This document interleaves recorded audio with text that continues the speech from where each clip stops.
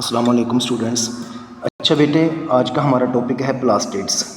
अब last lecture के अंदर हमने माइटोकॉन्ड्रिया को डिस्कस किया था और माइटोकॉन्ड्रिया के बारे में हमने पढ़ा था it is the power house of the cell.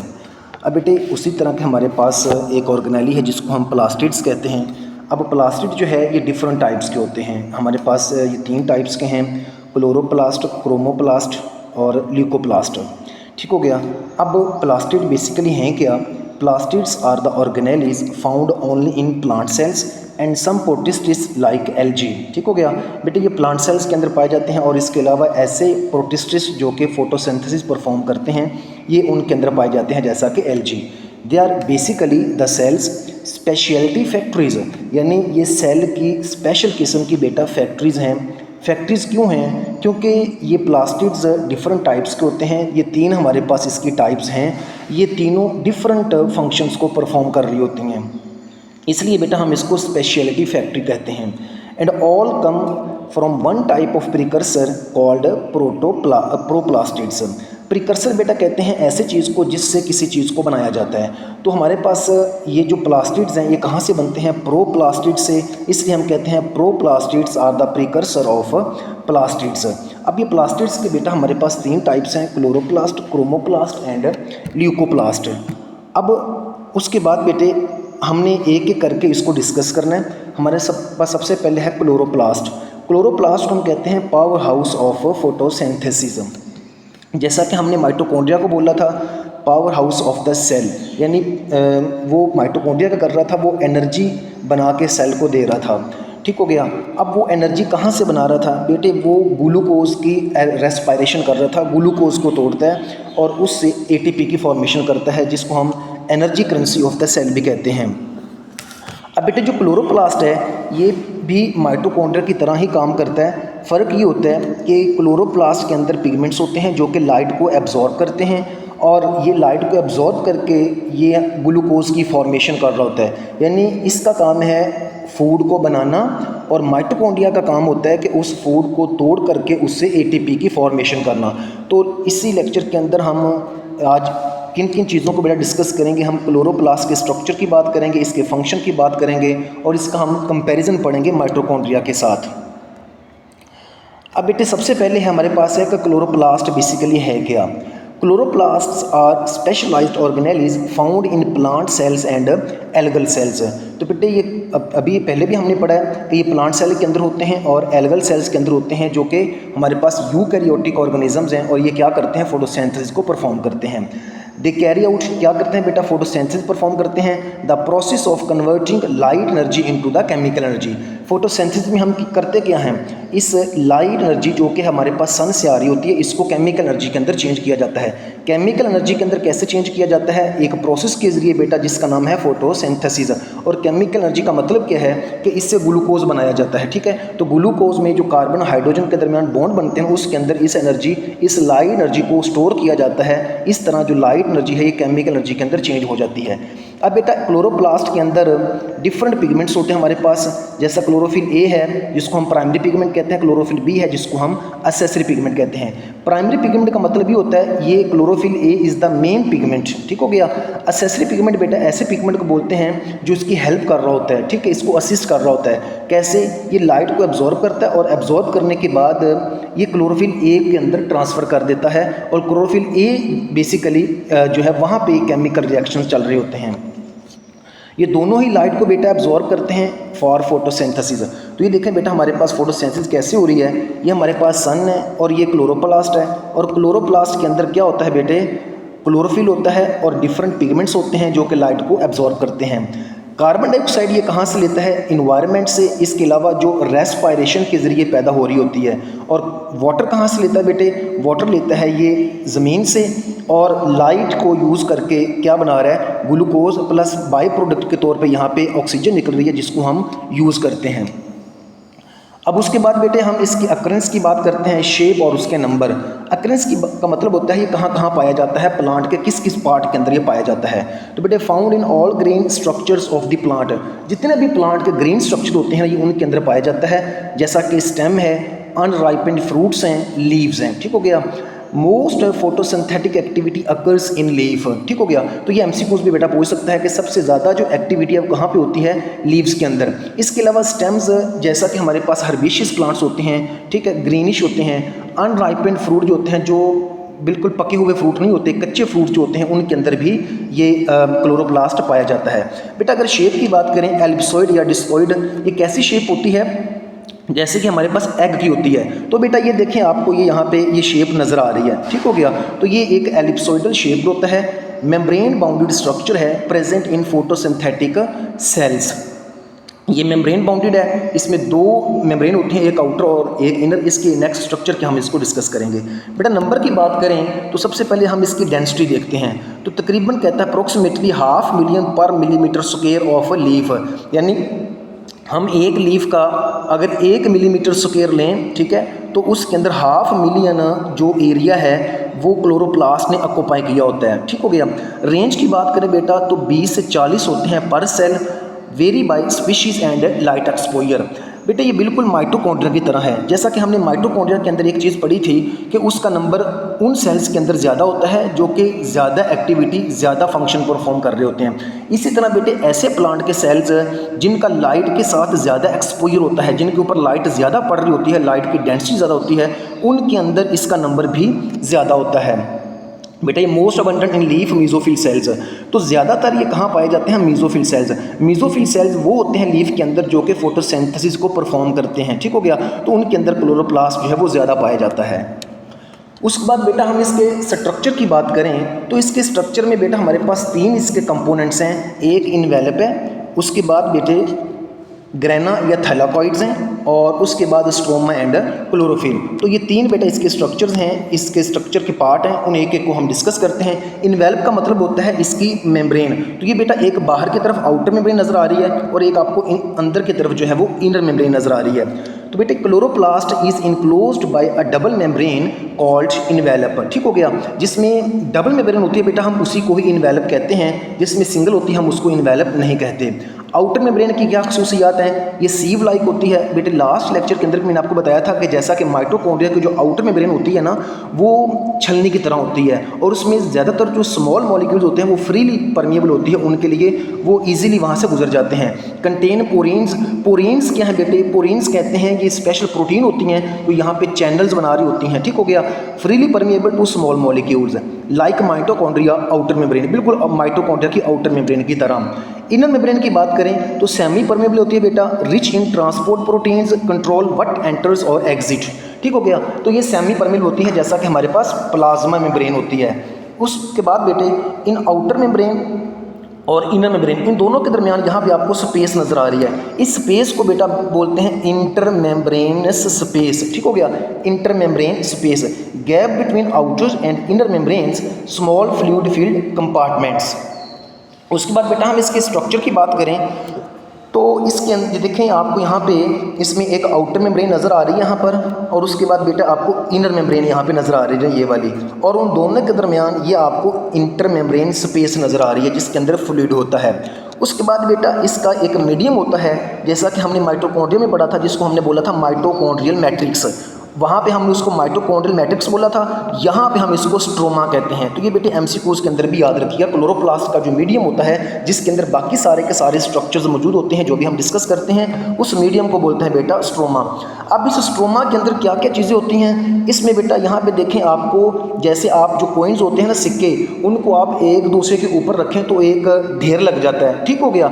इसी तरह यहाँ पे बेटा जो इसकी इनर मेम्ब्रेन है ना, ये अंदर की तरफ इनफोल्ड होकर के डबल मेम्ब्रेनस छोटे छोटे कॉइन्स की तरह की स्ट्रक्चर्स बना रही है, जिसको हम बेटा बोलते हैं थैलाकॉइड्स।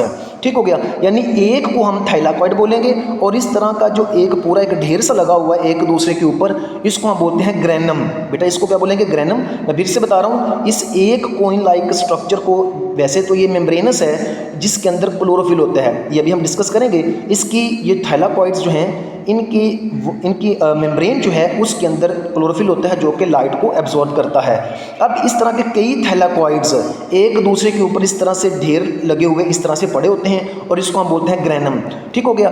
और इन तमाम को मिला करके हम नाम दे देंगे ग्रेना का। तो ये ग्रेना बेटे क्या है, ये प्लूरल है और ग्रेनम क्या है, सिंगुलर है। उसके बाद स्ट्रोमा के अंदर बेटे माइटोकॉन्ड्रिया की तरह क्लोरोप्लास्ट के अपने राइबोसोम्स होते हैं, अपना डीएनए होता है।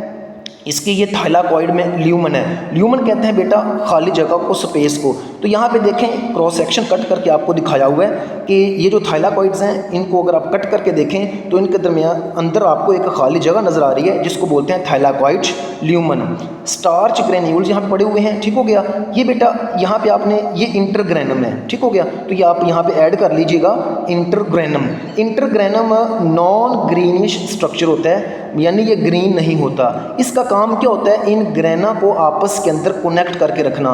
तो जो इन ग्रेना को आपस में कनेक्ट करके रखता है उस स्ट्रक्चर को बेटा बोलते हैं इंटरग्रेनम। तो ये बेटा इसका एक सिंपल सा स्ट्रक्चर आप इसको देख लीजिएगा। उसके बाद बेटा हम जो कुछ पढ़ा है उसको रीड कर लेते हैं। ग्रेना और थाइलाकॉइड्स। बेटा ग्रेना या थाइलाकॉइड्स क्या हैं? System is the membrane system of chloroplast wear the light reaction of photosynthesis trapping sunlight making ATP and NADPH occurs. बेटे फोटोसिंथेसिस के बेसिकली दो रिएक्शंस इसके अंदर हो रहे होते हैं। एक होता है लाइट रिएक्शन, एक होता है डार्क रिएक्शन।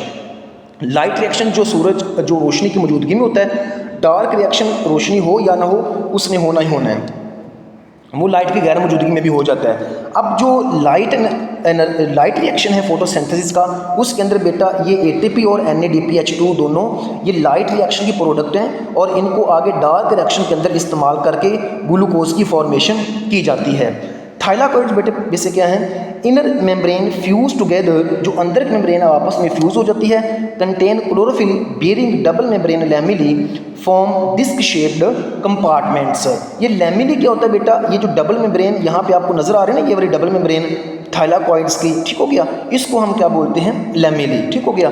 तो ये अंदर की जो मेम्ब्रेन होती है वो फ्यूज होकर के मेम्ब्रेनस स्ट्रक्चर बना रही होती है जिसको हम थाइलाकॉइड्स कहते हैं। और इसकी मेम्ब्रेन में क्या होता है? क्लोरोफिल होता है जो कि लाइट को एब्जॉर्ब कर रहा होता है। ग्रेना बेटा क्या है? सिंगुलर बात करेंगे तो ग्रेनम है flattened vesicle stocked like coins. Stocked का मतलब होता है एक दूसरे के ऊपर पड़े होना, बिल्कुल ऐसे जैसे कॉइन्स होते हैं, सिक्के। 100 और मोर ग्रेना पर क्लोरोप्लास्ट। ये याद रखना, एक ग्रेना के अंदर 100 या उससे ज़्यादा जो होते हैं वो क्लोरोप्लास्ट होते हैं।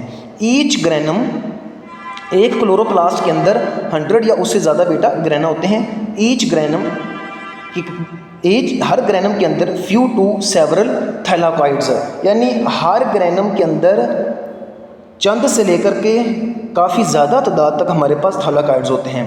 Contain chlorophyll appear green.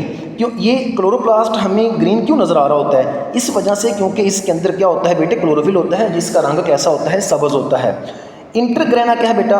Non grain compartments connecting lamellae between grana.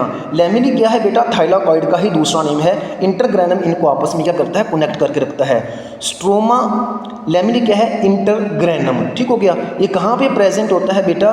Stroma के अंदर। उसके बाद बेटे स्ट्रोमा क्या है और क्लोरोफिल क्या है? तो स्ट्रोमा के बारे में भी हमने पढ़ा है। Colourless proteinaceous fluid surrounding thylakoids contain proteins, lipids, RNA, ions, enzymes, 70 ribosomes, circular DNA। यानी ये सारे के सारे जो कंपोनेंट्स हैं ये किसके हैं बेटा? ये स्ट्रोमा के अंदर, जिसको हम मैट्रिक्स का भी नाम देते हैं, उसके अंदर पड़े हुए होते हैं। अब स्ट्रोमा के अंदर हमारे पास जो है वो डिफरेंट टाइप्स के जो रिएक्शंस हो रही होती हैं। आप ये देखें बेटा, कार्बन डाइऑक्साइड फिक्सेशन। तो कार्बन डाइऑक्साइड फिक्सेशन का मतलब ये होता है कि वहाँ पे कार्बन डाइऑक्साइड को फिक्स किया जा रहा है। फिक्सेशन मतलब कि उसको इस्तेमाल करके आगे कुछ बनाया जा रहा है। तो कार्बन डाइऑक्साइड की फिक्सेशन कैसे होती है बेटा? कैल्विन साइकिल में, यानी कि डार्क रिएक्शन।